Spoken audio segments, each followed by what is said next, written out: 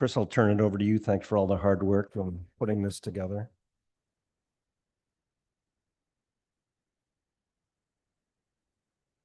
Excuse me if my voice is a little hoarse. I staffed the air show on Saturday and then spoke a lot. Still get my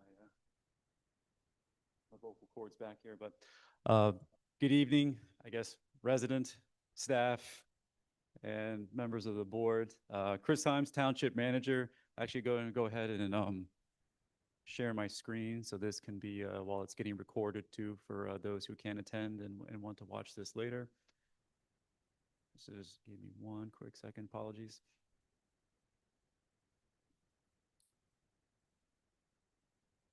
And confirm that that's up. So yes, this is now year 3 of kind of an interlude into the budget season that we've been calling the State of the Township. And kind of the way to think about tonight is a summary statement of issues in the township that have focused priorities that are onset earlier on in the budget cycle with board inputs. We've now folded in community survey inputs, and we try to interweave those into where we already have our priority set within the comprehensive plan to create initiatives to create focus on trying to get goals and outcomes produced in the township. So think of that as the genesis for tonight, is just to highlight some of these issues. And of course, this also leads to what I would call the tempo of the business agenda on a month-by-month basis. You know, this drives kind of what we're working on as a staff to generate outcomes. So with that, and of course, the first thing that didn't work was my clicker. A summary overview for the budget meeting cycle for this year. This has already been broadcast multiple times. I won't go over it. So right now we're just in kind of item number 1 here, and we have a long runway to go to get the FY26 budget approved. So what you want to know for tonight too is these annual budget workshops are posted on the township website in our agenda center. And as soon as actually it's been up since over the weekend, you'll be able to go to the 25 section, and it'll have all of the recording as well as the presentation materials as well, if you want to go back to reference it.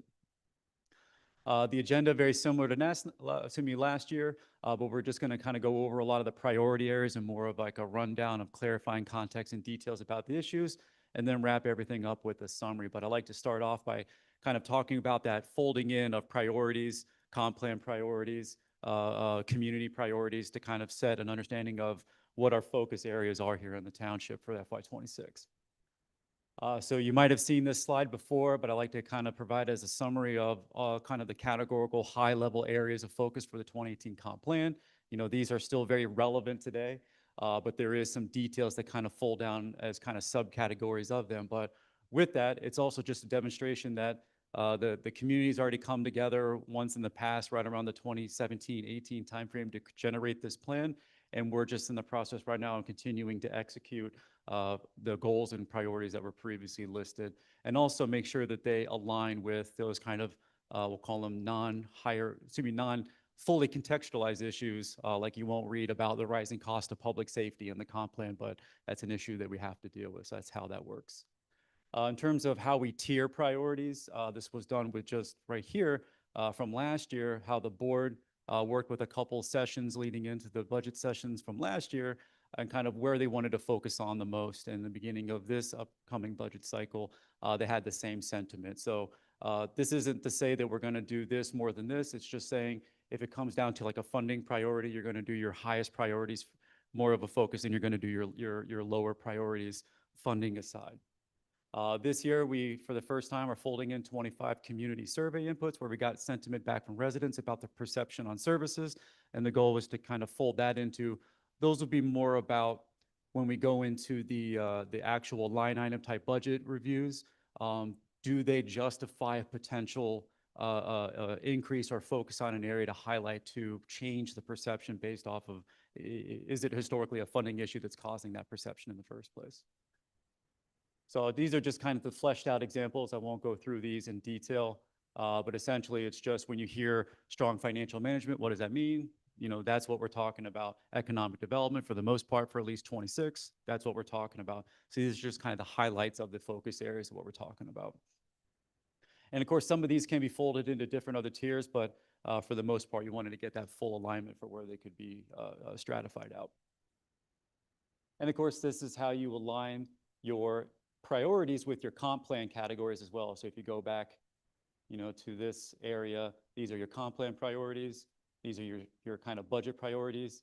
And then based off of your tiering and scoring, this is how they kind of bucket underneath your FY26 budget priorities with your comp plan priorities. So it shows that you're focusing on the comp plan while you're also focusing on your budget priorities at the same time, and just making that continued pursuit of achieving those goals. So there were community inputs for this year. We wanted to kind of break out those at the very high and high interest areas. If you remember, the medium kind of areas were seen as like a meets the needs, but not necessarily like a detrimental part of the service. And we also wanted to put those in terms of where they were for kind of the highest interest areas. And I mean, it wasn't that much of a shocker, at least to staff and members of the board, even from the community, but infrastructure investments were one of the ones that were graded out the most as needing the most amount of attention. Township-owned roads, maybe some more conditioning around right-of-ways for maintenance, such as mowing and tree trimming, like how much are we doing? Do we need to be doing more than just condition of markings, those kind of line out payments as well, lines on the pavements as well. As you look at other infrastructure type improvements, investments, just the quality of the overall road infrastructure. I think this is more to do with kind of installment of transportation enhancements. Do you have a lot of pedestrian focus? Is it focused on safety? All of those efforts that a lot of people think about when they talk about road improvements. It's not just paving, it's the entire roadway, it's the capacity, it's the intersection, it's everything. And we'll talk about what some of the issues are with these further in the brief tonight. Rising cost of public safety services as it pertains to visibility of police in neighborhoods. We have a community-oriented policing model with the Southern Chester County Regional Police. They have a specific traffic safety division. Right now, I believe that means we have 2 dedicated officers, one of which has been, I believe, on a reserve deployment for the last year. So maybe that had something to do with the negative lens on not having enough enforcement for speeding laws. This is to say, that's what we're going to talk about in terms of, does this justify increasing police, having more enforcement on roadways? And that's something to talk about for later on in the budget cycle. Organizational excellence, when I think of this, is just how well are we doing as a township to put information out there that's easily translatable to the resident so they can understand what this information means, how to access it, how to build it into their normal rhythm so they don't feel like they might have an interaction with the township, wait 8 months, and then feel like they got completely lost in an initiative. Or they might show up at that one meeting that's kind of the approval meeting and asked, where did it come from? Well, there was a sequence of information before that was put out there pretty continuously. And, it's just getting an understanding of how to tap in, how to really understand what's going on, because this isn't something that we, as a township, probably haven't done as well in the past. We're working to get there and improving things that we're doing today, and we can always get better. Another one was just the kind of on a lesser scale, maintain robust open space program, continuing the value of connectivity of our trail system and just highlighting some of the current projects that we have, as well as, maybe updating people about our progress at the park up by the Smedley Preserve, which is the old golf course. That might be one where people see that as important, but they might not know about it because we're talking about it and they're not tapping into how we're talking about it. So a lot of these things really come down to, is it a public education issue? Is it just things that we need to market and do better engagement on? Is it a funding issue? Do we just not have enough people to adequately perform the service up to the public's expectations? If it's kind of one where we can find staffing capacity from volunteer, obviously have better engaged people. Maybe that's one where it's like a joint venture. You're getting people community outreach and you're getting added capacity. So maybe that's an initiative to think about. All this is to say, we're always welcome to inputs for enhanced services. And of course, it's always going to be based off of the justifying cost, capacity, feasibility, legality, all those things factor into how we do things today. So with that, I believe I gave this rundown during a prior session at a board meeting for one of the manager report timeframes. But this is just a review of how well we did from last year's stated goals. And of course, last year's stated goals are kind of bleed into 26 because not everything neatly fits into a fiscal year. But as you can see, one of the call it the highlights here is from an economic development perspective, we were really active in trying to activate some of those latent development projects that we're seeing to be in a pending or maybe kind of stalled status, we were able to work with the developers for, Bancroft and Thompson. A lot of that was just trying to figure out what they needed to service them to be able to get their projects activated. Another one for infrastructure investments. We actually just completed it. It was more of a planning initiative, but Act 209. What is that going to do? What is that going to help us with as a community? We talk about future transportation enhancements and planning for it and trying to keep that sustainable growth. And the sustainable part is making sure your infrastructure keeps up with the growth. So that's an initiative that can help that. Same thing with just doing an overall investment to improve a road. We got Hillendale Road Phase 1 complete. We're going to be doing Phase 2 next year. That's significantly, that's a large undertaking for the township. That's a very expensive roadway to repair and completely replace for the most part, but we were able to do that. Another one from an infrastructure investment was getting our MS4 our MS4 project finally underway. That 33,000 pounds of net sediment reduction required for the township for our DEP MS4 permit, finally getting that project into implementation. It's set to be finalized in October. And then we just had a couple of our other outcomes here. We're in the middle of planning for a merger for our 2 major fire stations, one of them being New Gardens, the other one being for the West Grove jurisdictions out to the west of us, and then so on. So we were able to be really active and productive as a staff this year to complete a lot of those priorities. And then some of them still have yet to come to fruition to be started this year that we're going to continue to pursue next year. So I'll just go ahead and go through these so we can get into the actual substantive information for tonight. So overall, this is just more of a segue into how we approach everything, which is the core mandate for the township is to ensure strong financial management at all times, because that is the way to actually hit on outcomes, because a lot of them are usually through management of your funding and resources and allocating them accordingly. So it is an essential part of public financial management. So these are just some of the measures we took over the last few years to kind of retool and restructure how we assort funding, and how we have done a lot of not just net kind of increases through the recent tax rate increases that were justified at the time, but also retooled our funding priorities to make a more leaner and more efficient budget process to focus more on operations and safety, and then doing that accordingly. One of the community survey inputs was put out there that people don't know where financial information is. It's on the website. Everything that we do is basically a landing pad for going on the website. So it is out there. It is accessible. Whether or not people know where to find it, we'll make sure for all of these budget meetings coming up, we'll give them a roadmap to get there. We're going to basically drive them, market to them to go to our financial page to get the information there. As you can see, here we were this time right around last year, budget meeting number for the general fund on October 7th, and there's me standing there. So all this stuff is recorded and still available online. So just a synopsis here for general fund revenues for FY25. I don't think this is anything that comes as a surprise. It's more of just what we plan for and are currently executing. This is just more of a static kind of in-year assessment of where we are. It just doesn't account for growth from 24, 23. That information is in some of the other financial information on the website. But also is just a kind of a highlight of understanding of where our revenue really comes from. We have our sustainable revenues and our non-sustainable revenues, and sustainability of the revenues really coming from measured tax base. That's your income taxes from your Act 511, your real estate taxes that you have, or property taxes, however you want to refer to it. Less sustainable, but somewhat measured off of the level of volume in the township is just your consistency of permit revenues, just the activities that are going on in your community and what that means. Non-sustainable in this one is interest income. So we do have a portion of investable balances from some of our fund balances that are just putting some extra interest money into our general fund. Well, that's dependent upon federal rates. If they go down, that interest income goes down.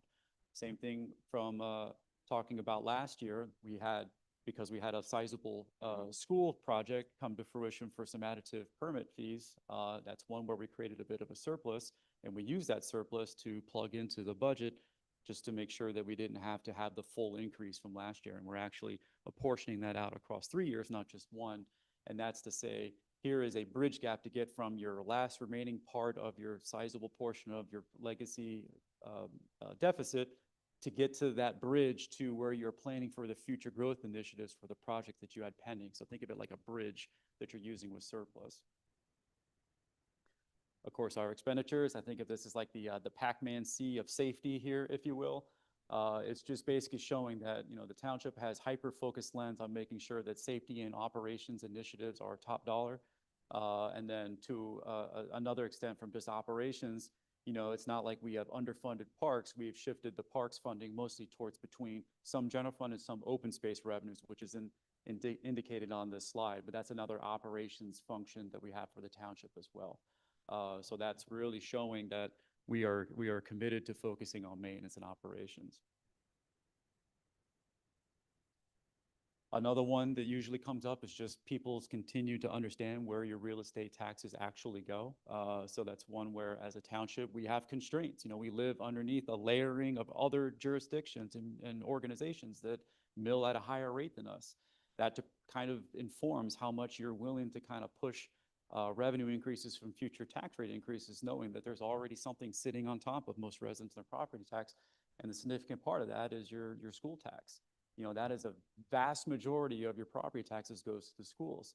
A somewhat even larger amount than the township goes to the county. So we're kind of the last dog at the bowl when it comes to property taxes, and we have our mandated operations that we have to provide.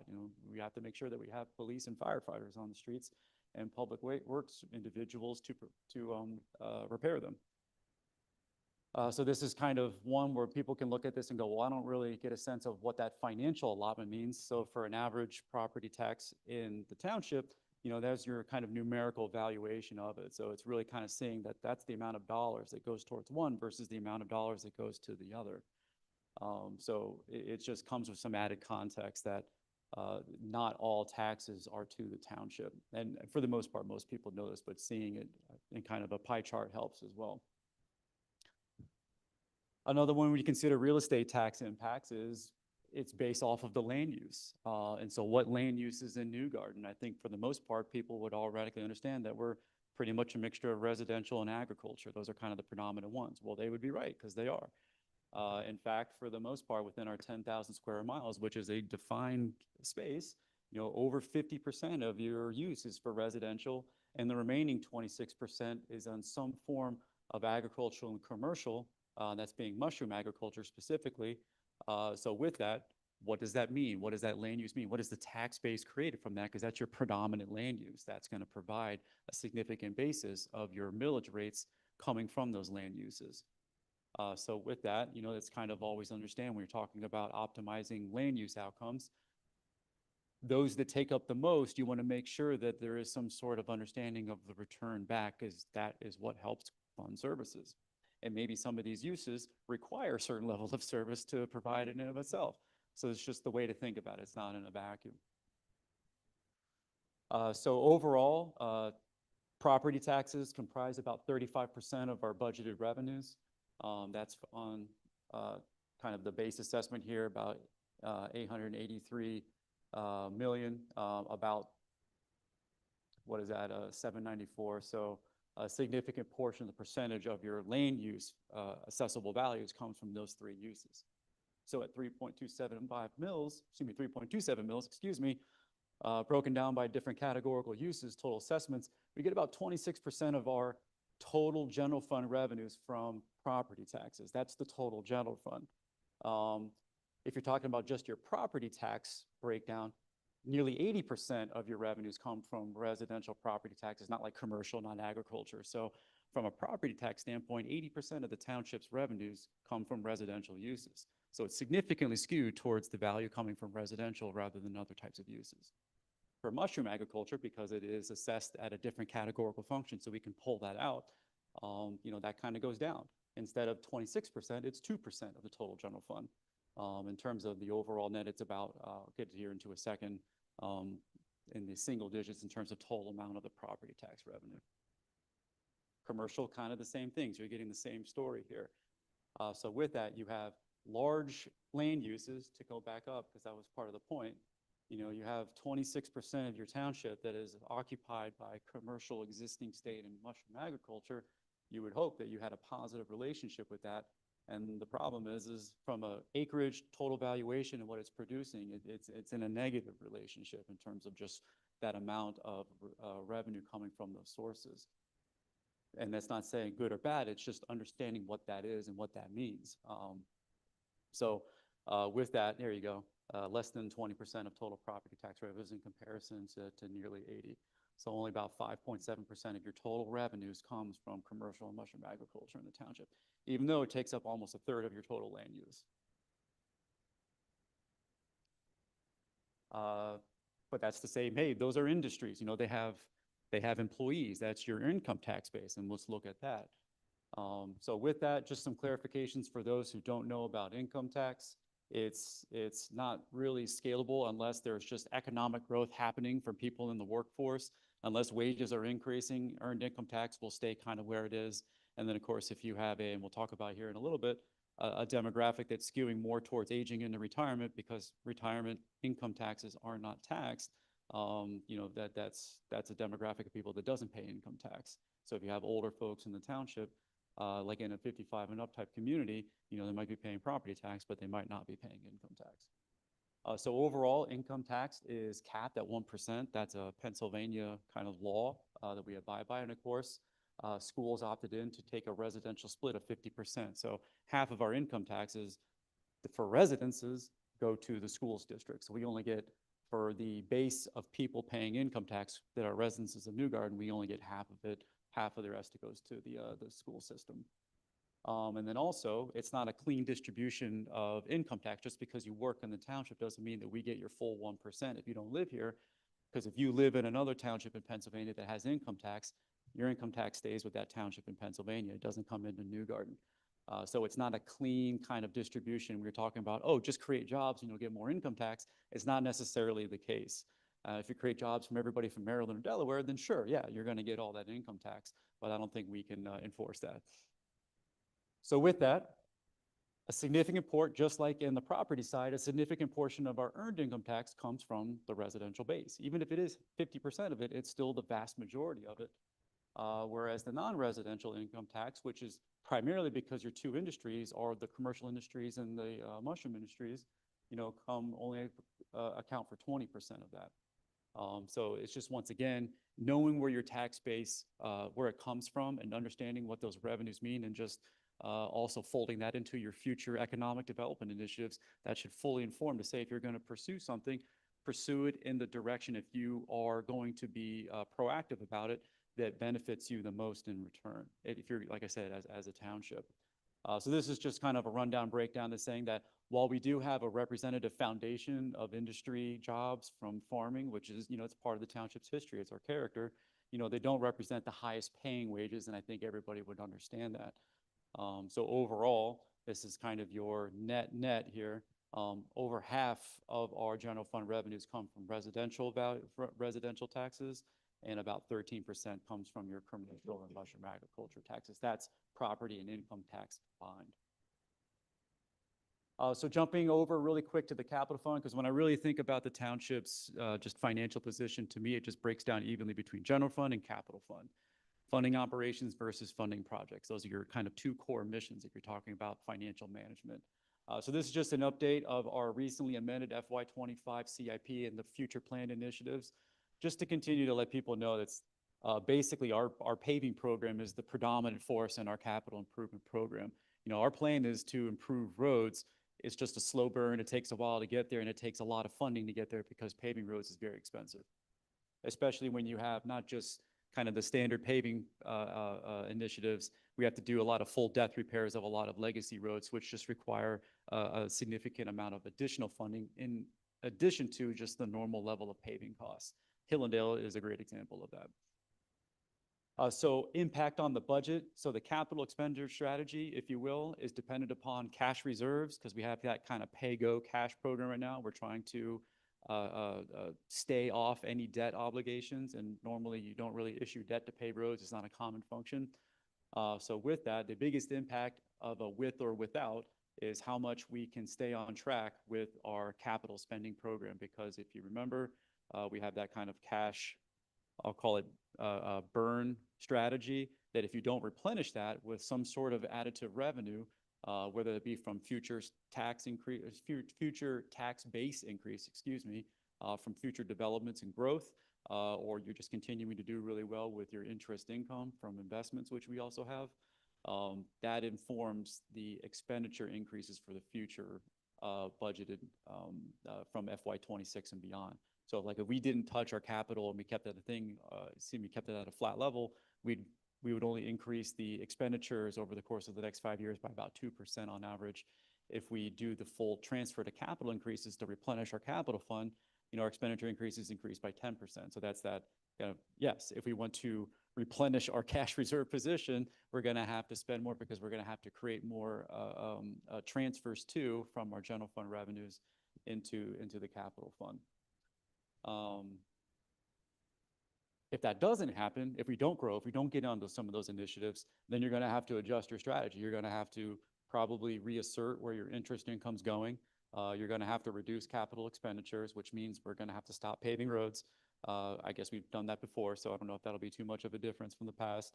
And then we have to possibly increase the rate if people want to justifiably fund it, and that's the only mechanism that we have, or we would have to cut services out of the general fund just to shift that priority towards funding capital. Those are the decisions that you have to make. There's not a lot of additive inputs in there because of the tools that we have to fund our expenditure needs. This is just a kind of a summary understanding of our cash flow program for capital. And as you can see, the amount of needed additive transfers to replenish it, which gets us into a net positive position because our burn goes down and then we have to build it back up. That's the I'll call it the dance, if you will, of pay into, expend on program initiatives, and then for the most part, because a lot of our maturities hit in the end of the year, it's replenish your position. Think of it like a churn year over year, but that churn is based off of less and less potential interest income returns. And this is coming from mostly the 22 million we still have left in a sewer investment fund from the proceeds of the sale of the sewer system. So that is generating relief on current ratepayers because it is funding right now primarily your capital fund. Provided these at the last meeting for the 25 CIP amendment, but this is just a summary statement of all of our cash account positions. And you can see kind of the depletion of capital cash. Granted, we're also investing to reinvest back up into here. So this is our true kind of net right now as we stand today. So as you can see, based off of expenditures over time, we're in this kind of bleed down type program. All right. So with that, how do we grow? How do we invest into future outcomes that help us yield returns to invest back into the community, get into that kind of like cyclical aspect of, funding services. So we'll start at the very basics, and I won't go too much into this one, but economic development is mentioned in the comprehensive plan, and it's not this taboo subject. It's been out there. And so why are we doing it? With that, how do we do it? Because that's not necessarily done from state to state to state, even from county to county. It's kind of done in different ways. So for us, it's about creating kind of opportunities based off of land use and trying to address infrastructure. Those are kind of the two predominant factors that the township can do to, like, I would say, influence economic development outcomes, because we don't really have a lot of means to do much more than that. Normally, you'd say you would be able to provide tax incentives. We don't have the ability to do that. That's not granted to us as a local government, second-class township, nor do we really have the means to do that. We can't do a lot of subsidized type developments, if you will, because we just don't have the financial means to do that. So we're really kind of constrained of what we can do. So what spurs interest? What makes your community viable? Those in the center part of the state probably have a different interpretation of what it means to be in the Philadelphia MSA in terms of just general interest, where we are, what that means. So these are just kind of some of the elements that spur interest, investments, if you will. It's really based off of your location, your demographics. That can be for both population counts, housing, income levels for the most part, site opportunity. Is it wired and ready to go? That's a big one. And then just if those sites are available, just how much does it cost to develop in those areas to get the utilities aligned? How much does it cost for the land? All of those factor into it. So I would say, based off of informational discussions with developers, business owners, other kind of property owners in the township, our strengths has always been the people who employ people in the township, if you will. Our location really drives a lot of the interest for us as a township, just because, Route 41 being pretty much connected down near to the Port of Wilmington I-95 corridor, only less than about 10 miles away. We do have some available sites. Industry is already here. That's a good part to have with it. And we have relatively strong AMIs in comparison to other areas of the state. If you were to take our immediate income and compare it to Philadelphia, we wouldn't really compare it. But if you compared it to the center part of the state, we're really strong as a community.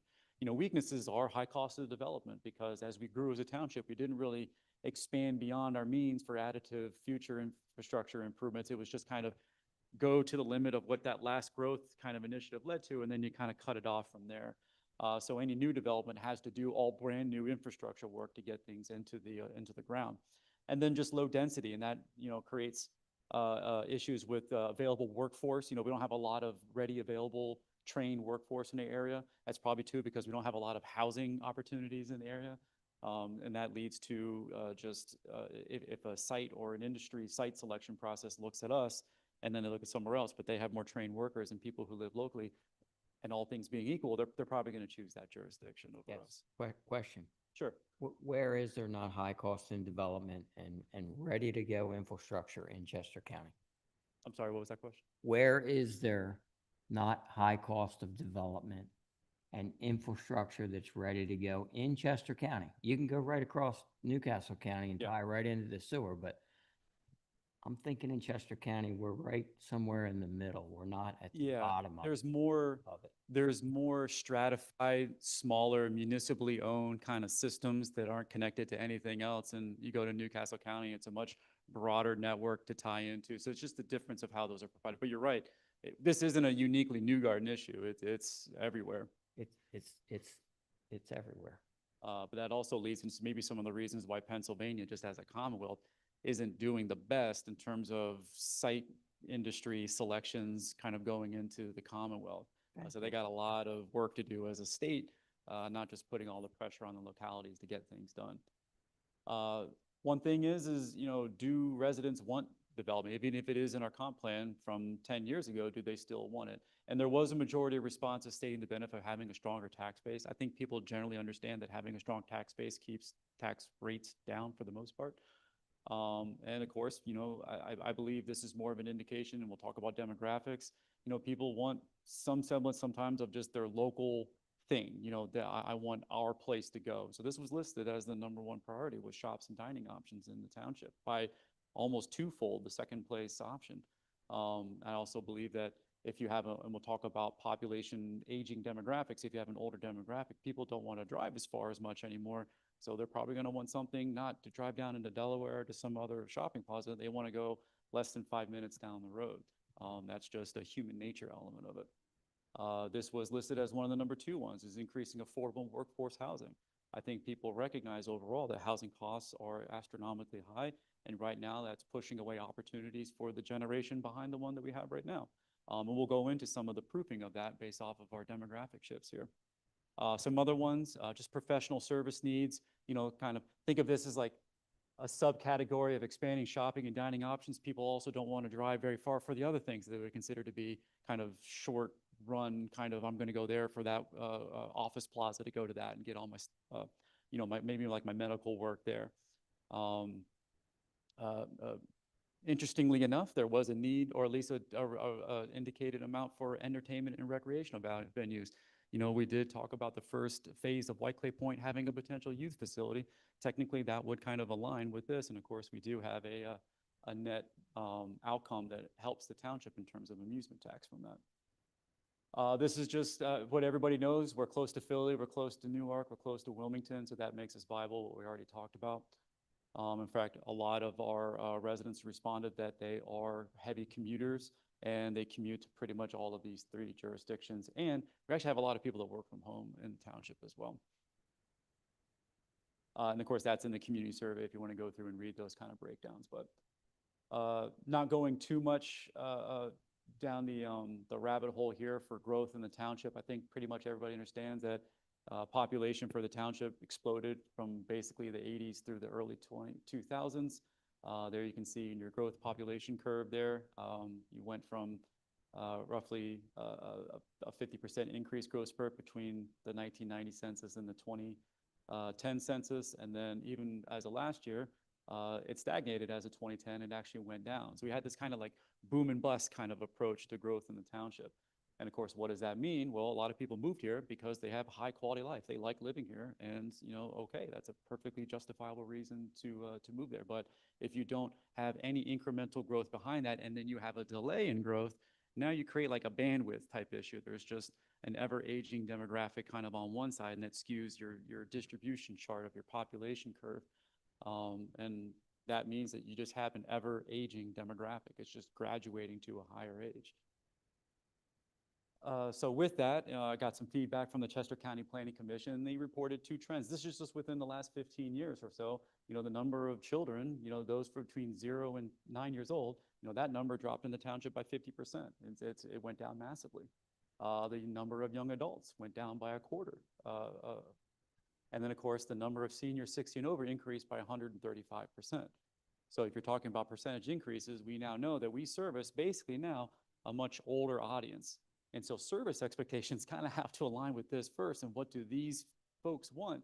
They're probably going to have a higher expectation of, when I make an emergency call, someone's going to show up. If I'm driving on the road, I want it to look nice. They want higher standards for property and code enforcement type matters. So you have to meet them on their level. That's what this means. Just in terms of housing market impact, when you don't grow as a township, you don't have essentially different types of unit counts to have a servicing for all, I'll call them median household income levels. That's one thing. If you look at this back in 2017, and these were kind of the net, I'll call it average housing market prices in the township per zip code. Granted, the township is comprised of 4 zip codes that bleed into other townships, but I would pretty much say that New Garden, London Grove, Kennet, all these communities kind of have a same kind of similar aesthetic vibe to them. And so if you kind of keep things in a vacuum and nothing else happens in the nation or the world, then you wouldn't have necessarily a major issue. The problem is that never happens. And so we've had kind of 2 major, I'll call them mortgage influencers in the last 15 years, most notably so within the last 5 years. So the increases for those same houses on average has gone up across the board by 65%, regardless of price point. Just the cost of the same average house in the township because of market increases, because of demand, has astronomically gone up. So affordability as an index has gone down, and the cost of living here has gone up. And this is just, I use a lot of different real estate indexes. Zillow is the one that just has one of the largest spaces there. And you can see that. And that's proved out mostly because right around here, interest rates plummeted because of post-COVID or within COVID rate drops. And of course, that led to a feeding frenzy. If you don't have a good supply with a high demand, of course, that's going to skew the demand for it. And of course, prices went up. But what does that mean? Well, 10 years ago, it meant you only needed 80K on average to live here as a whole median income of your house. And now you need basically twice as much. So the cost of living here has doubled within 10 years, not 30, not 40, less than 10. And so that skews future outcomes, who's coming to the table to replace that generation that we have. And then, of course, if these houses stay kind of intact, who's going to come to the table to purchase those? It's more than likely going to be somebody who's later on in their life has, kind of a certain amount of equity and rolled over, and it's not necessarily those on the younger bandwidth. So you can just expect more of a regenerative aspect of people on the older spectrum, more so than on the younger one. So when we talk about opportunities for housing, this is a big part of it. Average median incomes are also something to understand in the township. You did have an element of not provided here, but these charts are pretty much the same. This is Delaware Valley Regional Planning Commission numbers from the rolling average from 2017 to 21. They're going to be updating this within the next year or so because they do it in 5-year buckets. But of course, we did our own survey results from the representative sample from our own township, and they're pretty much kind of in alignment with each other. So with confidence, you can say that this is our bandwidth of incomes. So with that, we have a relatively strong median household income, but that's more of a function of a significantly strong representation of those at the top but we still have, to consider those who live here on the lower end of the economic rungs there. And so what does it mean to also provide services for them should we have that service in the township? Also, it's one where if you have an aging in place kind of trend, a significant, remember 35% or so of our township revenues come from income tax, which is this group here. So this group is likely to also be those graduating towards retirement. So there is a threat, posed towards your future earned income tax levels, because there's not a lot of people possibly coming behind them. And since people are going to retire in place and likely stay for the whole time, it's just, you can imagine some point you're going to have a net drop off or plateauing at the best case scenario, potentially even a drop off of your earned income tax levels if you do nothing.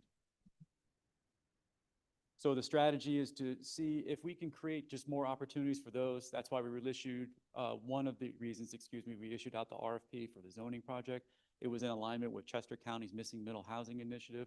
It was to try to find at least some inventory in these kind of bands for those who can at least afford an AMI of like 108, because this is proofed out for a home based off of the current rates. But of course, for those below, there practically isn't going to be, that many new market rate housing built for those less than, because the cost of development being kind of what it is, this is going to have to be more of a workforce and affordable housing strategy to solve these problems for those kind of on the lower end of the spectrum here. And so what does that mean? What does it mean to do that type of program? So focus areas for future development. Number one is activate the current projects, continue to make sure that we're right-sizing our revenues to get into a fully healthy position as a township. We're not having to do rollover funds, and we're not having to stretch interest income. Leverage future development to try to seek sustainable growth initiatives around infrastructure improvements, particularly transportation, and to a lesser extent, stormwater. We'll talk about that. Well, not to a lesser extent, to another extent, stormwater, but we'll talk about that here in a second. We want to diversify some commercial land uses because we have kind of a representation from an industry, but is there another commercial industry that does have maybe higher paying jobs? This is out of the comprehensive plan. And can we attract those types of industries here as employers just to increase that portion of our tax base? And then of course, because it was a recognized need and it's been one from even without the survey, can we promote not just availability, but attainability workforce types of initiatives? And of course, what does this mean as well?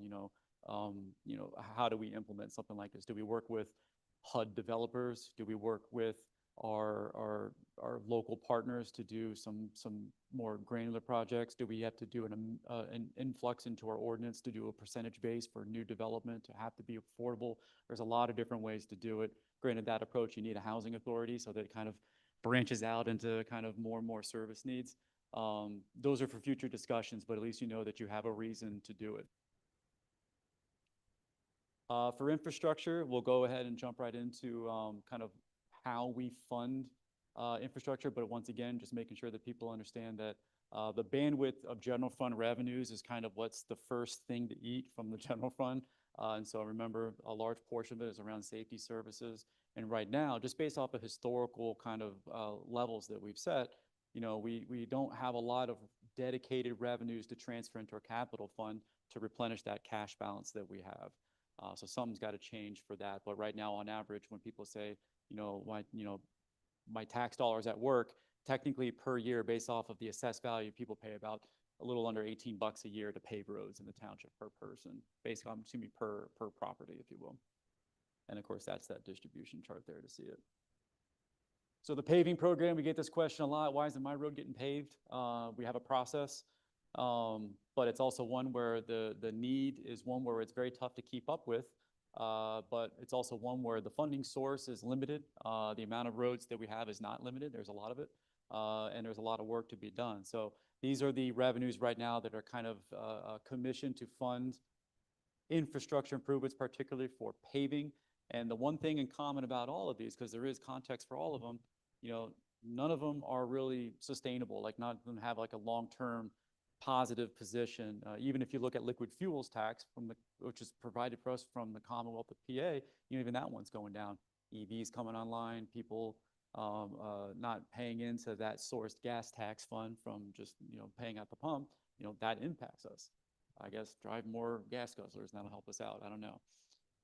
But that's kind of, it's no easy path to continue to fund paving at a sustainable level based off of existing revenues.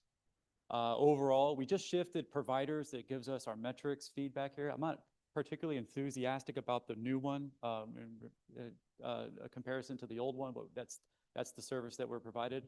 It's every 2 years, Pannoni, who is an engineer, they partner to just do a roadway pavement condition analysis. Essentially, it's this assessment based off of visual improvements on the road, and it does kind of intervals. So it's not just like one spot with thing. It takes the average for the whole entire road segment and kind of gives it a score.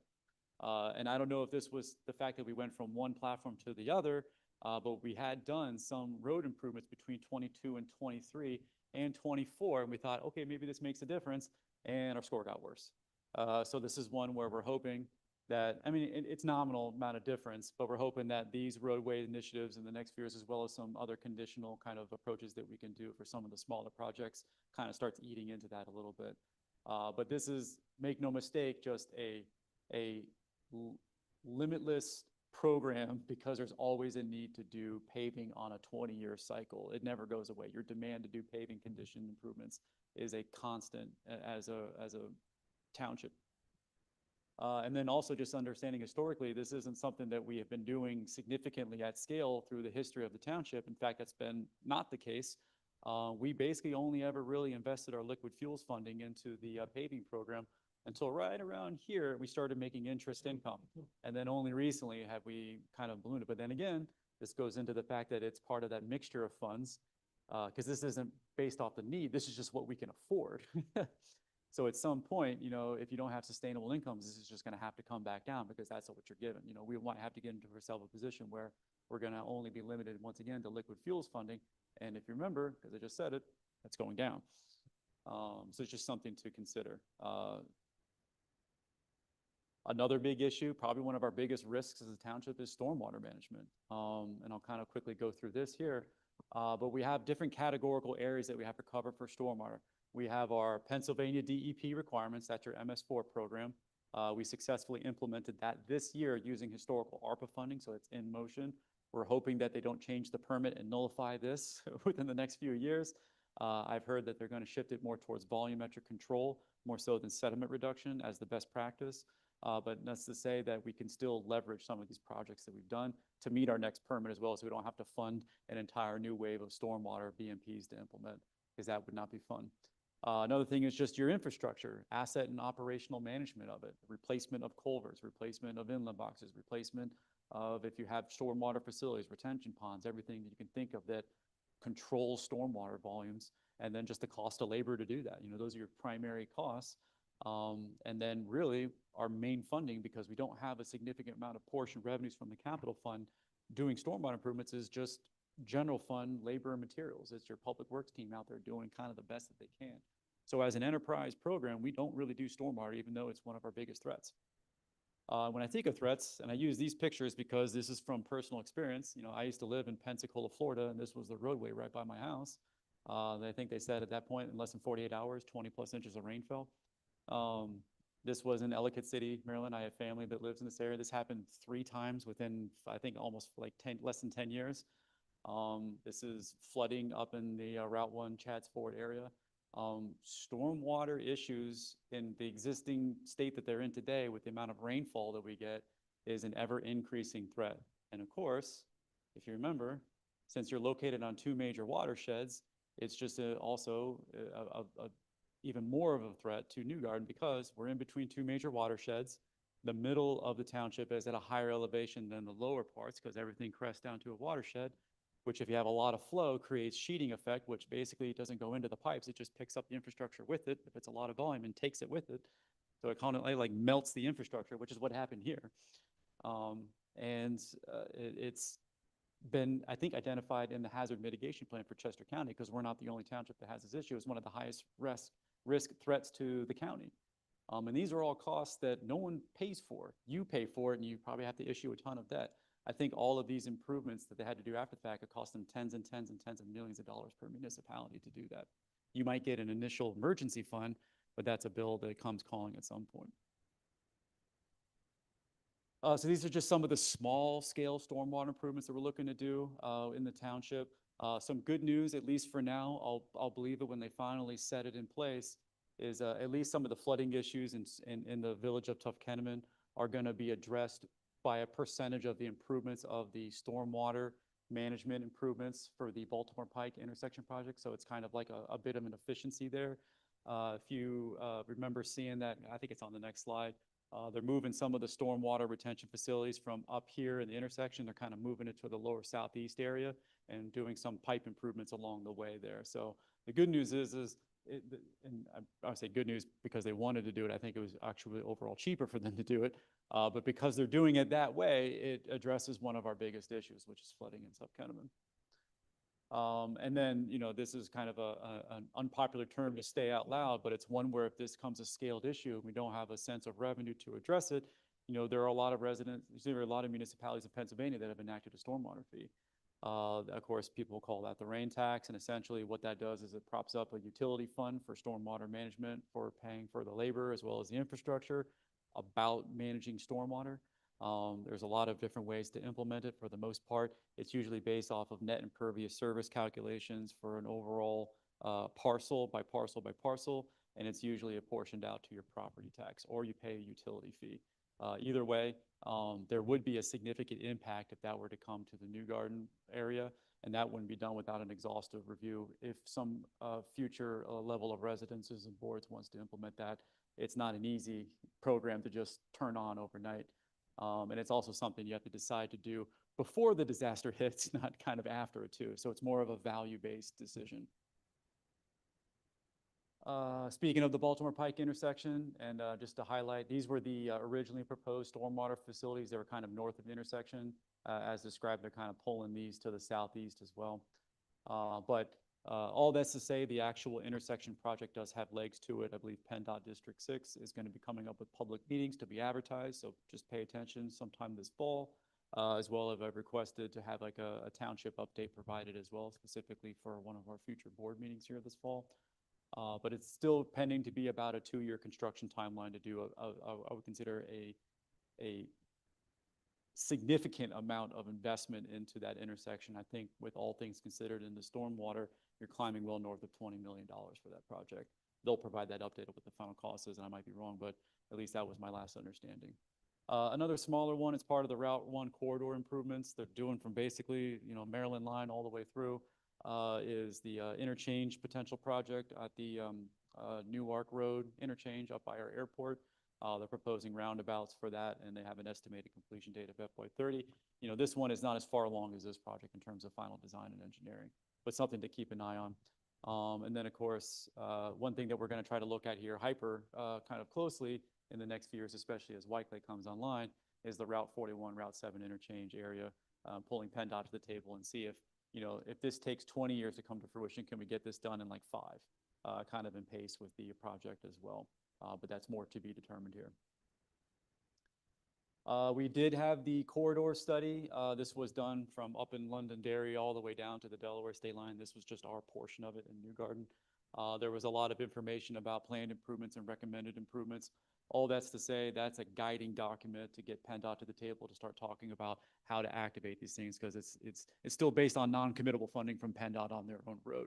So you have to get them be able to come forward with what enacts them to do changes that you're looking for to do to improve your corridor. Then, of course, we actually recently just approved Act 209. And just to refresh everyone's memories, this is a growth mitigation plan. It's not based off of improvements needed for the existing state. So we studied it and said that the township mean level of service, to just basically say this is how long it takes to get through an intersection, is a classification of D overall. That was a justifiable level. And this is to say if you have more people driving through it, that service level will go down. And so these improvements will need to be installed in order to make it go back to that median level. But it's based off of growth. It's not based off of existing state.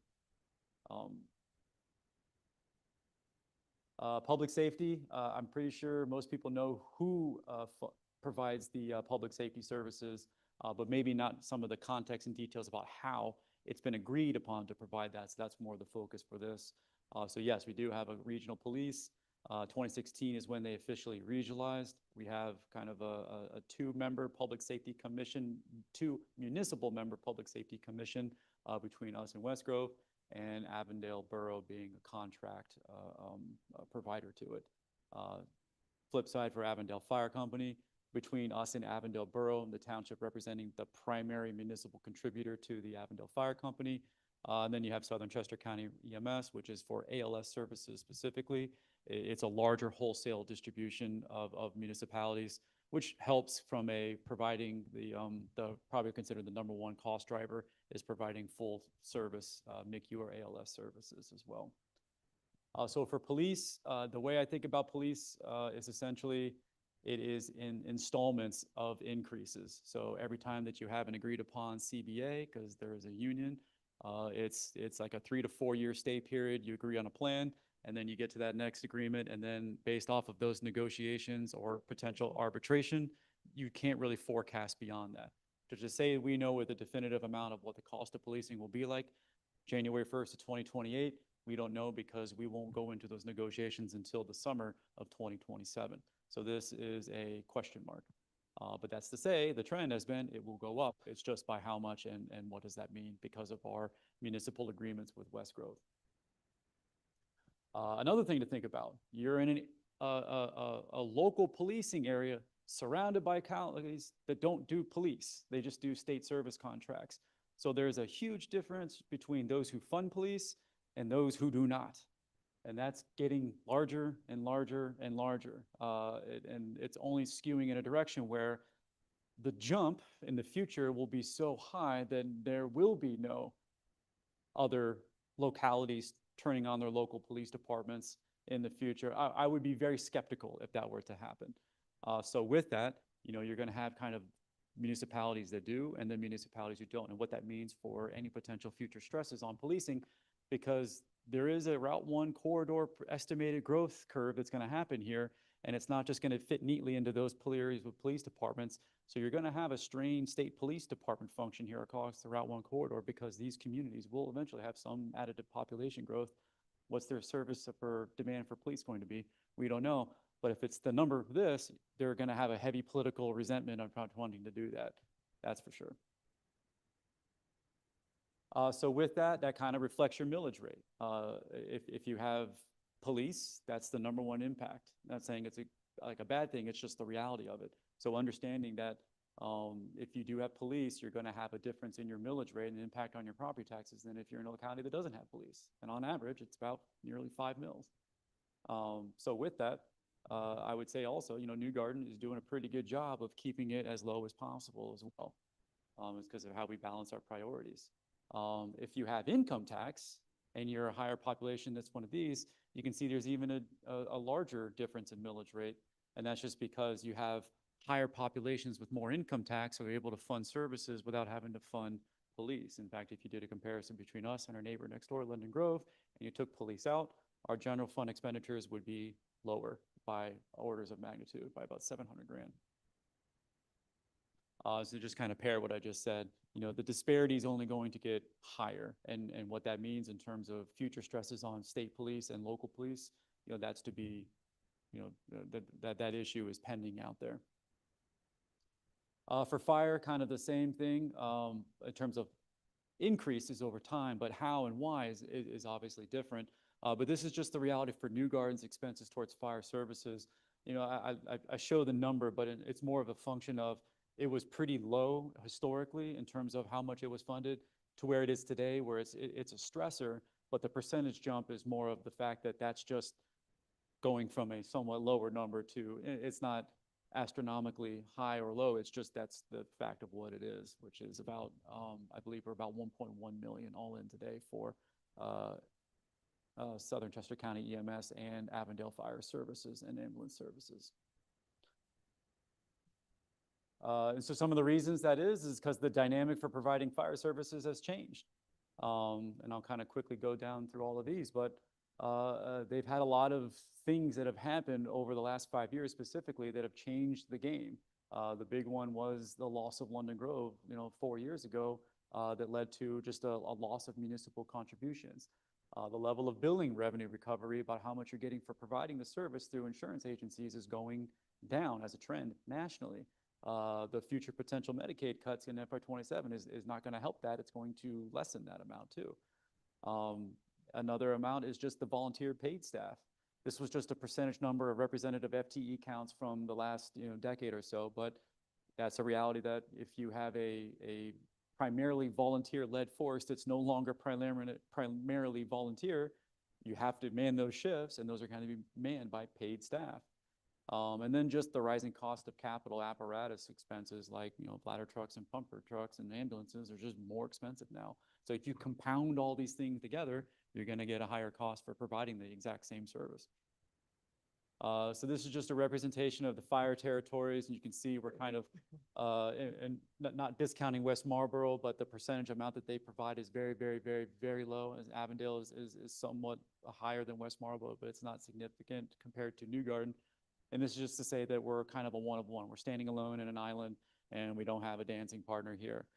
So the good thing is over the course of the last several months, they have looked to the west, and the fire companies have come to an agreement to begin and potentially, hopefully, finalize a merger solution with the West Grove group out there. So that's what they're working on as we speak, and the plan is to continue with discussions about governance models and get a new solutions functional organization, top-down governance, fire chief executive, municipal oversight, a more wholesale relationship for funding the cost for the service.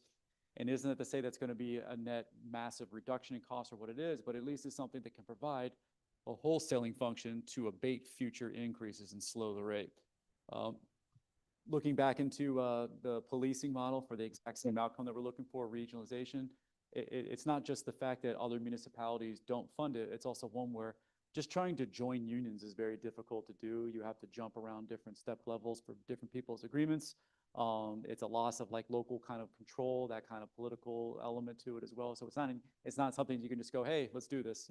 There's a lot of details about it. So it is more difficult than you think. And when you have less people to do it, you have less opportunities. I'll go quickly through this one, but this has been provided from previous slides, and this is going through kind of our organizational and community service focuses. But we're a township that's a blend of a lot of different things. And so we have to really stratify out services to meet the needs in a bunch of different functional areas. But we're kind of everything. And so what does that mean? We have to align our services to meet those outcomes. So we have a heavy emphasis on safety. We have an emphasis on trying to manage the land uses for the different types of areas in the township, spanning from rural and historic to suburban and agriculturally industrial standard farming uses. But it just creates a demand for meaning to make sure that people are working and staffing in those positions. Same thing for just those more value intrinsic things in terms of recreational functions, entertainment. We do have those as well. And then, of course, the thing that a lot of people don't really think about, but you still have that demand, and this is every government or organization, you still have that administrative side that you have to address as well. So this is really a representation of your overall organizational chart. Just as a highlight, as of about 2 years ago, this entire grouping didn't even really exist in the township. We weren't really meeting our need for our community development function. Inspections, reviews for permit, zoning, code enforcement, rental inspection services, fire inspection services. This wasn't historically wasn't historically staffed and not funded to the level it was probably needed for the size and population count in the township and what we have here. But of course, it was prioritized, funded, and activated, and now we do. And I would consider it to be an ever increasingly successful program. So community survey impact, I talked about this initial few slides here, but didn't want to go too much farther down the rabbit hole because we're currently still reviewing what it means to address some of these issues, but just to continue to let everybody know that we are looking intensely into, what types of improvements can be made in how. So that's still under review. This is why we're going through the budget cycle as we speak. Getting there. Open space and trails, for the most part, most people can understand this. We had an open space program for the last 20 years that it's purchased in different amounts. From my understanding today, there's more funding for those in the in terms of grant funded elements coming from the county, coming from the state. and agricultural easements, maybe not as much in the conservational type of easements. I don't know if I'm speaking out of turn there, but each easement type has different types of grant viability behind it. But overall, there's multiple sources. It's just, it's a shifting dynamic between where the grant funding can come from for matches, so it doesn't exhaust your open space fund. Just to interrupt, our consultant said at the last open space meeting that the county has spent so much money on Crebole that they're pretty much tapped out for probably a short term, two, That three, makes 4 sense. years. I don't know how many millions that was for that farm, but it was a significant investment. So of course, that means, yes, if you want to do an easement or a fee simple purchase, you can expect that there's not going to be a well of resources to replenish your fund after that. And then just how we use open space revenues, was historically done as like a entirely dedicated towards purchasing of land, but certain land purchases also yielded parks and recreation type outcomes in terms of new facilities. And we're implementing those parks as we speak. So we had to kind of blend the use of open space funds to help activate those projects as well, because they were identified as priorities as well. This has just been the same standard overview about open space in the township and the fact that they're looking to continue to do more in alignment with their 2019 official map. So it's still a priority of the township. It's also one where those are long, exhaustive discussions because you have to partner with a landowner, that wants to do it. And so it's getting them in line with the type of purchase that they want to do. There's tax implications. So it's not an easy kind of, because we want to preserve something means it's going to get preserved, because the owner has to agree. Trails were mentioned in the survey, and it's one where also we're not neglecting it. It's now more so than ever going to be a function of activating some of the new public parks up by the golf course with this Medley Preserve, and potentially in the future here shortly with the New Garden Hills project down there at the old St. Anthony site. But it still is a priority for the township and for us as a staff and organization to get it implemented. But it's also one where we still have that open space fund as the primary means to secure properties to then implement them for trails. So that's just more of an understanding that you have all these competing priorities and very limited fund kind of amount to be able to address all of them, as well as your ongoing maintenance needs, because you have to service those open space facilities. We're currently working on implementing the Medley Preserve Park. That was a master plan activated in 23. And we've already gotten some level of approved awarded grant matches to implement part of it. And we're hoping by the end of September, we get good news from DCD about some additive matching grant funds. But this is just to say, because it was highlighted in the community survey, that we do have a strategy to activate the park. It's heavily reliant on grants right now with supplemental matches from the township, because the goal was to get big ticket grant amounts that we could find at the lowest possible percent match rate, leveraging that kind of competing priority fund within the open space. So it just takes time to get those done. Of course, we'll, in the meantime, try to roll out services. You can walk on the preserve today if you can, get to the McHugh Road and park there. So it is available. And then to a lesser extent of unknown right now, we're planning on coming forward at the September board meeting with an update on New Garden Hills. But it's one where that has also been a focus. It's just in sequence with the other one you're talking about, two large-scale projects at the same time, once again, competing against those same limited open space dollars. Real quick, for the flying field, just had a very successful air show as well. So a lot of people are hopefully now aware that the airfield is there and it provides opportunity. I won't go down all of the kind of incremental build-outs of the airfield, but it is to say that we've achieved a high level of service there based off of what it was like 10, 20 15 years ago. And it's been activated with the use of federal subsidies coming from the FAA via kind of pass-through funds of the Bureau of Aviation in the Commonwealth of Pennsylvania. And it's only because we can achieve a certain level of runway counts per year, because we have amount of hangared aircraft, we have a flight school, we have enough activity on the runway that the federal government sees us as an asset in the area to alleviate airspace around the larger airports. That's what being a feeder airport means. And so they're willing to fund capital improvements with small scale matching funds, roughly about a 90-10 ratio for the most part, which helps because you don't have to keep a massive airport reserve position to fund your portion of the grants. And then what that's done is we've been able to add services, the air show being one of them. We have a flight school, we have camps, we have a growing maintenance department. We can do a lot of other types of activities up at the airport because it's been continually built out as a nicer and nicer and nicer facility. But it's also one where there was a reason we bought the airport in the first place, and it's not to neglect that. You know, the airport was bought not only to activate the airport, but to grow around the airport. That's why that investment was made in the first place. It was why it was listed as an airport development zone. So we do own that 96 acres that's north of the airfield.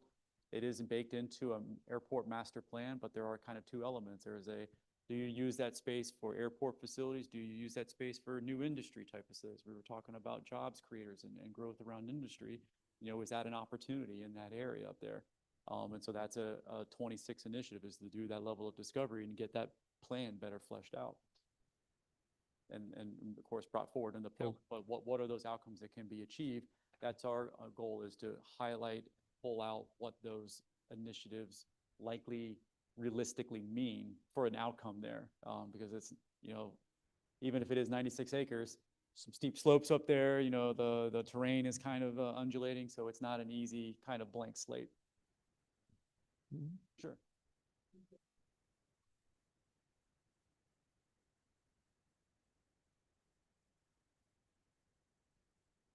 Yeah, to a certain extent.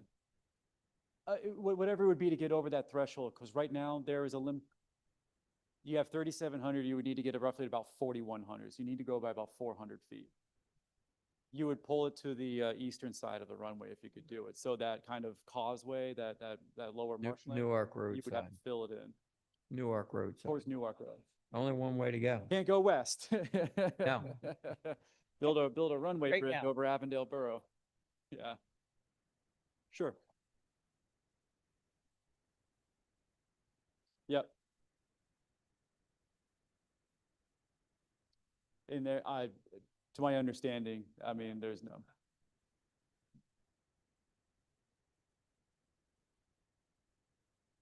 Well, that's where you could get into the understanding of what is required runway length distances for certain type of commercial aircraft. When I say commercial aircraft, I'm talking about like small citation kind of level of aircraft, yeah.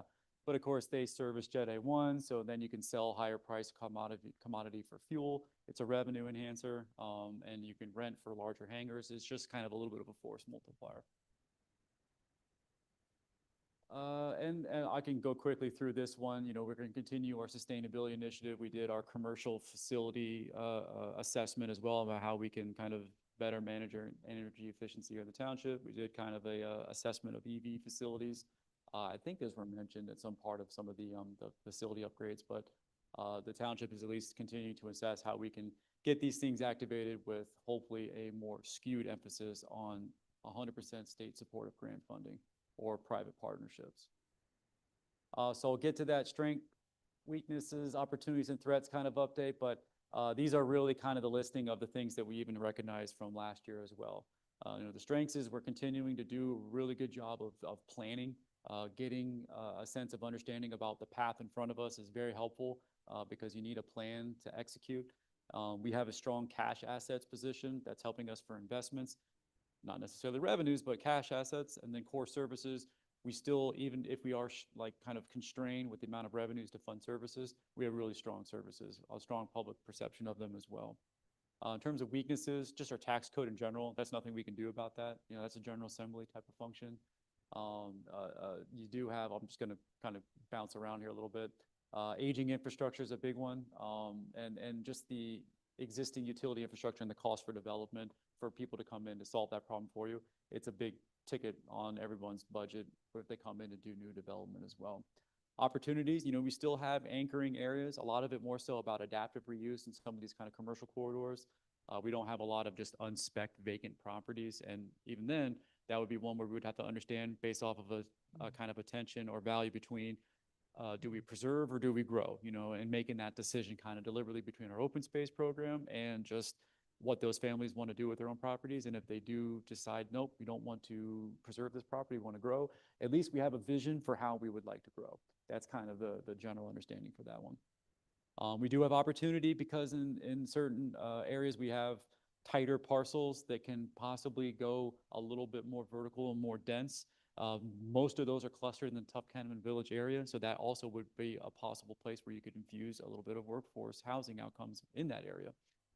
And then threats, You know, it just kind of put the negative connotation. You have the NIMBY, kind of not in my backyard kind of element to it. You're gonna always have the kind of the vocal groups that are anti kind of initiatives such as growth and workforce housing and other kind of things that you're doing. You have things that you can't control, and I'll talk about that in a second. Just because we have an investment strategy based off of interest income from our fund positions, we're subject to what that means in the larger macroeconomic kind of plane. So, you know, I get a market report, you know, every a few weeks or so about where these things are headed, and it's just we have to pay attention to that because that's part of our part of our strategy. And then it's just extreme weather. That's probably one of the ones where you'll never be able to truly be ready like 100%. There's no system that can take on like a 30-inch rainfall in 2 days. It's just, you know, roll your pant legs up, I guess. That's just gonna be something to deal with. But can you do some level of preparations and implementations of a resilient infrastructure? Yes, absolutely you can. And these are just the updated goals, which aligns a good amount with the 25 ones because we're still continuing on with the same priorities with some tweaks to them as well as understanding that I'm going to get through this because this is the last one.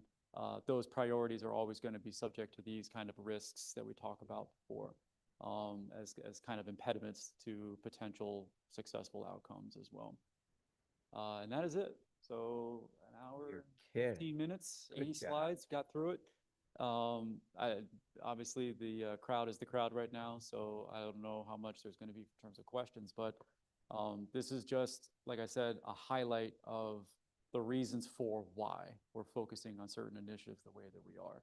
It's trying to be as much of a proactive approach as possible, which people then ask, why are we doing these things all of a sudden? This is kind of the why. And you don't want to be caught essentially running into these issues and having to react because it takes just that amount of time, you know, years and years to get them, you know, moving forward. And if you're also dealing with a fallout of revenue or anything, it's going to be much more difficult to do it in the future as well because you're just going to be struggling that much more. So, any questions? Question on the current budget where we're at this year. So of the 8.17 million roughly, Yep. are we going to come in where we're spending all of that money? Yep. All spoken for. I think at the because we did an actuals update in Last month. July timeframe Yes. for 6 months, and we were pretty much right at the 50% mark. Okay. And I didn't see any glaring. The only thing would be not as a expenditure, but as a revenue. Just if we mentioned it at the last meeting, the transfer tax. Transfer taxes have slowed down pretty significantly. For those who don't know, real estate transfer taxes is a 0.5% on the kind of total sale of a property. State gets 1%. Then the other 1%, because it's total of 2%. The other 1% is split between township and schools. And we were at a historical kind of pace, and that pace is not being met currently at the 6-month mark. And that could be $10,000 shortfall. It could be a multiple $100,000 shortfall. And we won't know until we get confidently towards the 9-month mark. And then we can say, yep, this is going to be the reality. And we'll have to fuse that into our budget plan. Yeah. So the other question real quick. So with the new development come online with some additional new tax transfers for new construction via the Copperleaf Ridge and potentially for the Thompson property. Yep. That should go up somewhat. However, if the interest rates go down, the revenue stream on the cash that we have on hand will go down. What do you see? Are you trying to project that? Yeah, the first and foremost, those aren't likely going to be realized until probably mid-year of 26, Right. Going into 27, just based off of the estimated build out for those properties. I think Bancroft, Copperleaf will lead. The Thompson, Longbridge, Stonebridge, I can't remember what it's called again. Going to be a slower There's start. going to be a slower build out for that one, just Yep. because they're these $1 million estate mansions that they're building there, custom estate mansions. But yes, those revenues come into the general fund as one-time non-reoccurring revenues. So if anything, I would say you can project based off of what the estimated delivery is, based off of a percentage of absorption per year, and just put the valuation of those as starting in 26.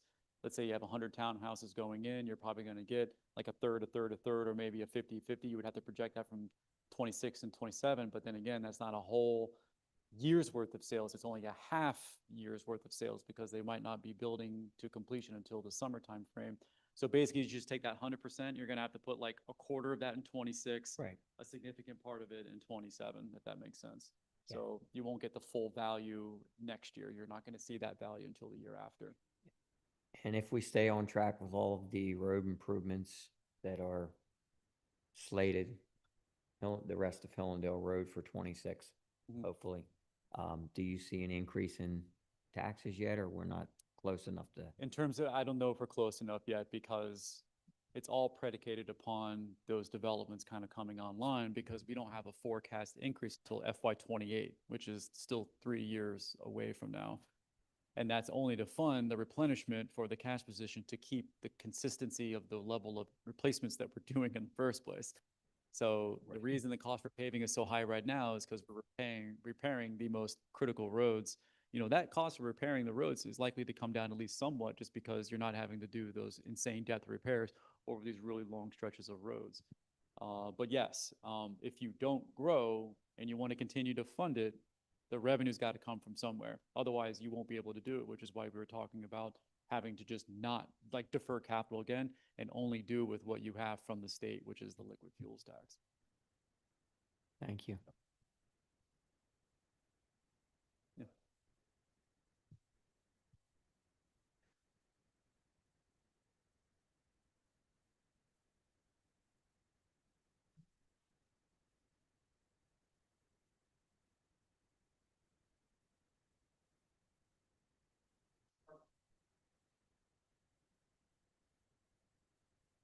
Okay, yeah.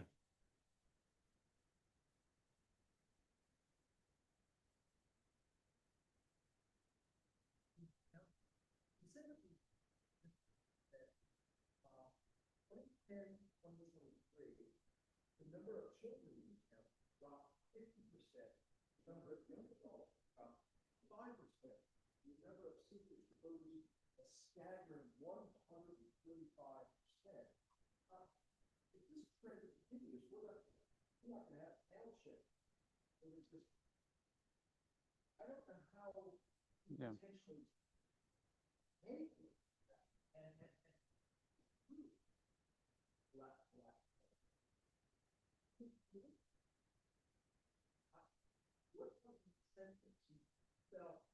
Yeah. Yeah.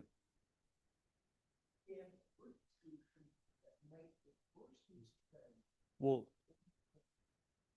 no, and you're right. And it's one where it's basically an indication that those who have had families that came here have had that and moved on, but they're still here. So it's not like there's even an understanding that there's no demand for the township. It's just there's no availability for that demand right now, which has helped home values. So yes, the missing middle, what I would consider to be the biggest way to address that is just to promote more opportunities, provide for more attainable units for those who, you know, might be more willing to those types of homes, who also might be on the younger part of the spectrum, who then that infuse and they're likely to have kids and live in the township and send their kids to either New Garden or Bancroft Elementary School. Because that's one where I think the first anecdote about that, and it was discussed with schools, because I do speak with Kennet Consolidated School District, was the you know, people kind of have that understanding of, oh, but they're building a bigger school, population must be exploding right now. And that's actually not the case. They built a bigger school because they just built that bigger school. They built a bigger capacity, but it was more about just the replacement of like a 70-year-old asset as a capital project because New Garden was built, I don't know when, like in the 50s. 57, thank you. So they just needed to replace it. And I think they did a cost analysis and even doing the refurbish, like it was going to be, you just might as well build a new one kind of approach. So in that, they went from, I think, a 450 capacity-ish to a 650 capacity. The thing is, though, they're already in a state where they have declining school age counts. That was discussed by them. So they actually have an ever increasing capacity just based off of current demographics. So that 600, that school is going to be less and less percentage filled unless they redistrict and pull from other areas just to kind of pull population groups from Kennett Square and Kennett Township into it.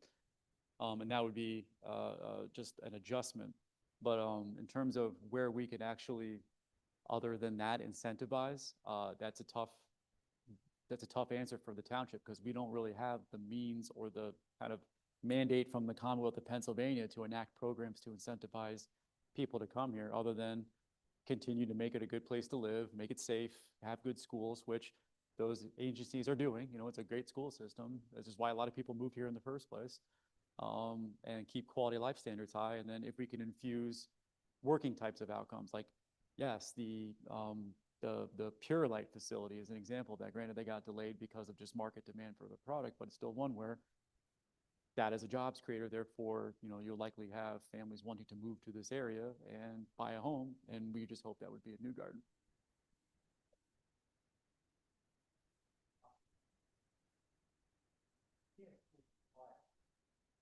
Hmm. Oh, yeah. Oh,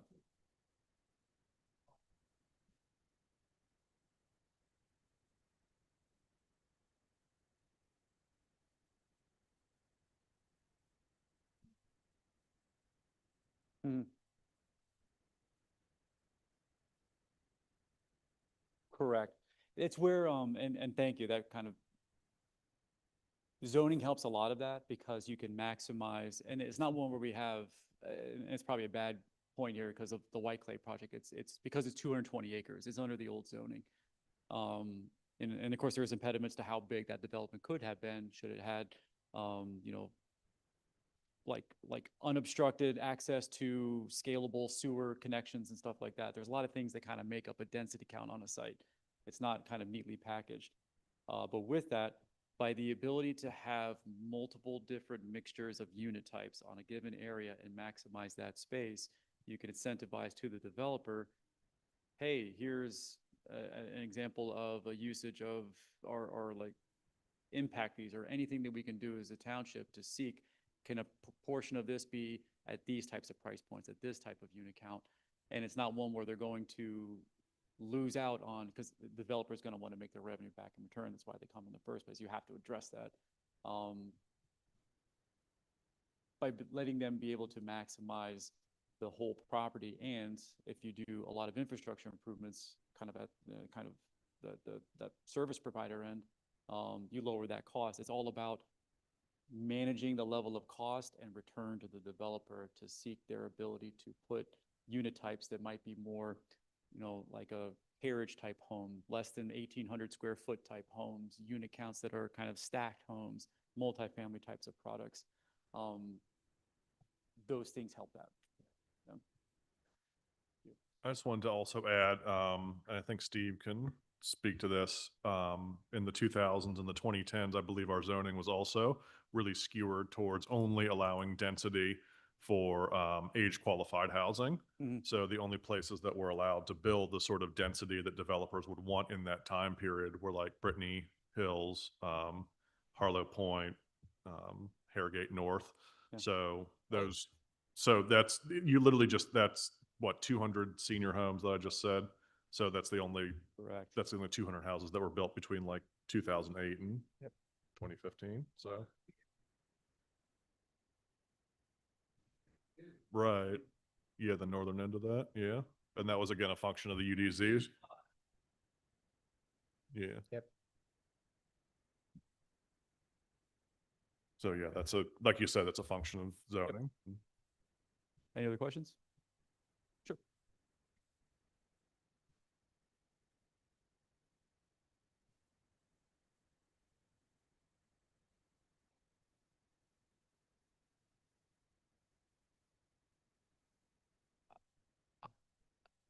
That's a great question. It all depends. It just depends on, I guess in this case, like a community type of decision, based off of what options are even on the table. I think you have to know what your options are before you can even really come close to determining that. But if that is one where you'll have, let's say, different types of industries have different real estate requirements. Some would depend on doing some sort of tenant improvement and they just want a lease. Some would say, nope, I want to own all the soil and build on top of it. And it's okay, well, what's the difference between these two types of industries? Well, this is only going to bring X, and this one, once they do everything, is going to come with Y, and that's a net larger return. You do that delta, and then that's the way that you go with it. But it's really based off of that analysis that you have to complete first.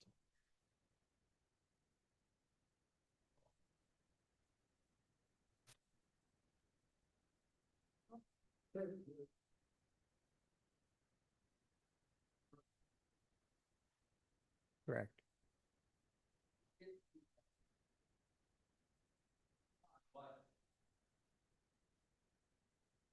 Mhm. Mm-hmm. Mm-hmm.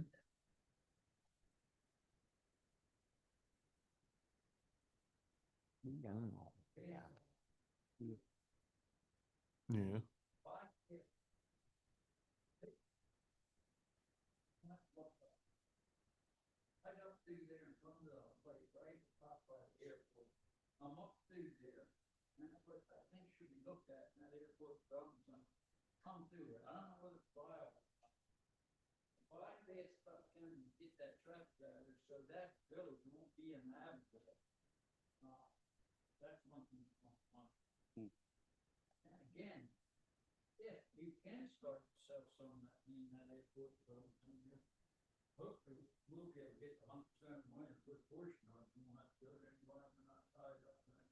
Yeah, it would be, yep.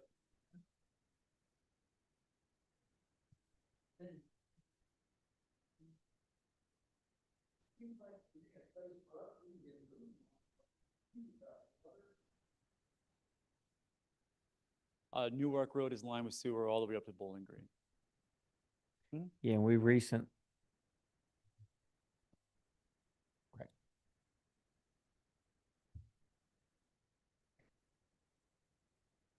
So there's two sewer systems. Now, granted, Chester Water is the main provider for all of it, but from Aqua sewer capacity, think of like Newark Road to the western side leading edge of that property westbound is essentially flow that's still sent to Avondale with agreed upon capacity distributions to that.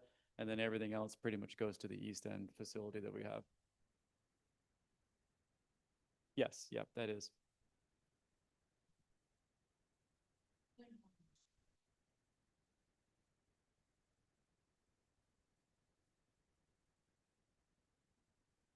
Mhm.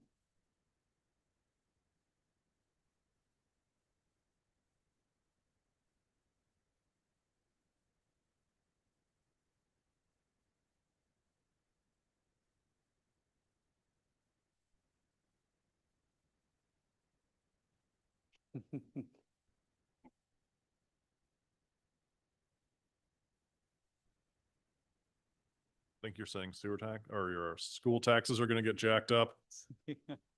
Yeah.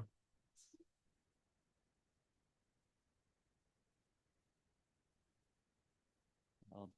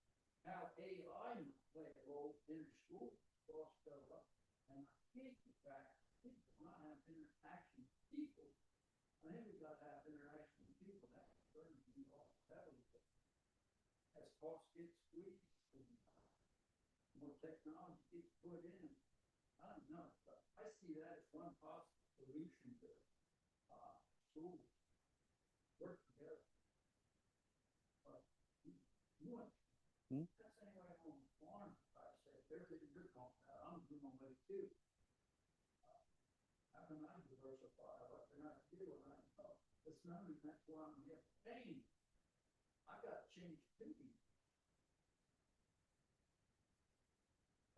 No, no problem.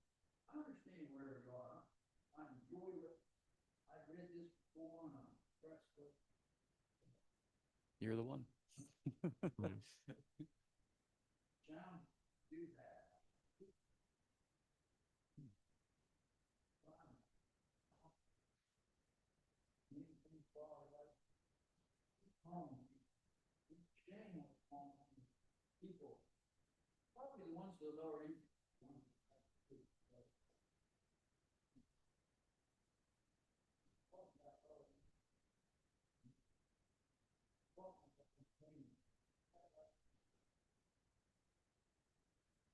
Yeah. Tiny houses. Yeah.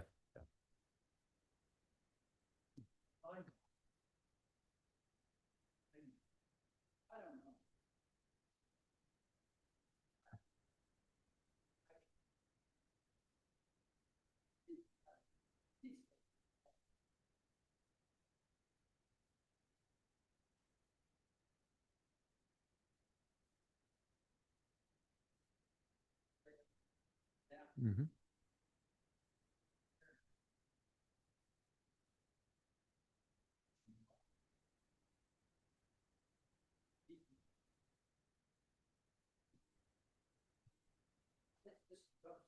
Mhm. No, Barkley, thank this is all going in the minutes. You know that? Yeah, okay. there's a live transcript going right now. And in the Chester County Press. Is there a? You're getting in the paper. No, and Barkley, you're right. We're going through this whole zoning process, which is very, very overwhelming for me. It's a huge undertaking. I honestly think we got the right team. We got to get it right though. And part of the process of this zoning is predicated by the budget. There has to be some changes. In order to have affordable housing, there has to be density on the property. Period.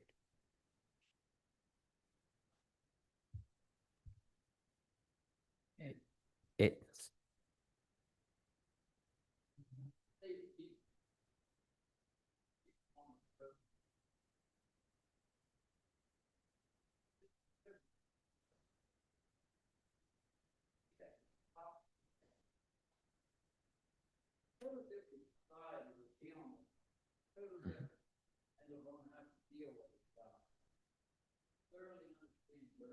no, it's a huge balancing act.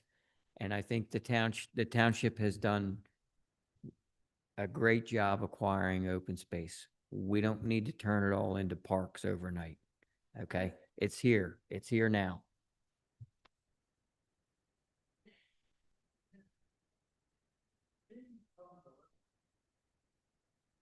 That's right.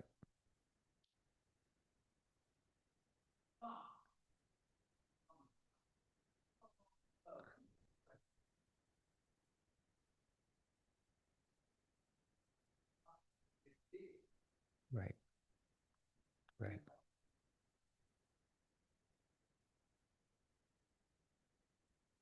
Exactly. Now, what was the percentage? 23.5% open space, roughly? That was with the, I think, fully realized open space plan. Right now, they're hovering right around 15% and change, and they Yep. recognize an extra 8% total. So yeah. Yeah. So I think we're on the right path.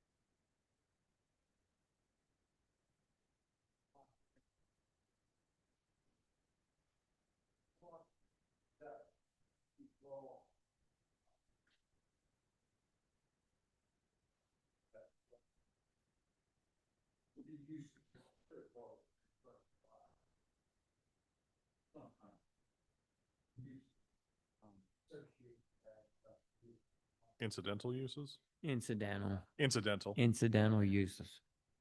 Hmm.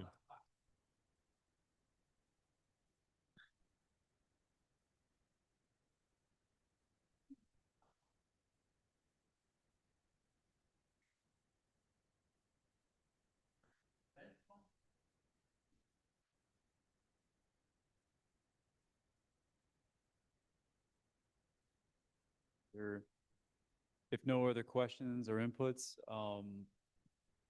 Monday night, September 8th, Capitol, and that'll be kind of the first actual like rundown review of actual projects, updates and stuff. But the general fund, we try to push that as far as possible in the budget workshop cycle, just so we could get another round of actuals kind of input. So we try to make sure that we can really flesh it out. So that won't be until the end of September, but that'll be all expenditures. And of course, police and fire will be joining for that one. But otherwise, nothing else further. Is there a motion to adjourn? Make a motion to adjourn. Second. All in favor? Aye. Any opposed? That's it. It's a wrap. All right. Thank you very much. Thanks for everyone who came out. Barclay, I like how you say "we" when you ask your questions. You say "we." We? When you're asking Chris questions, you said "we," not "you." Well, he lives here. Well, he's a part of all of us. Yeah, you're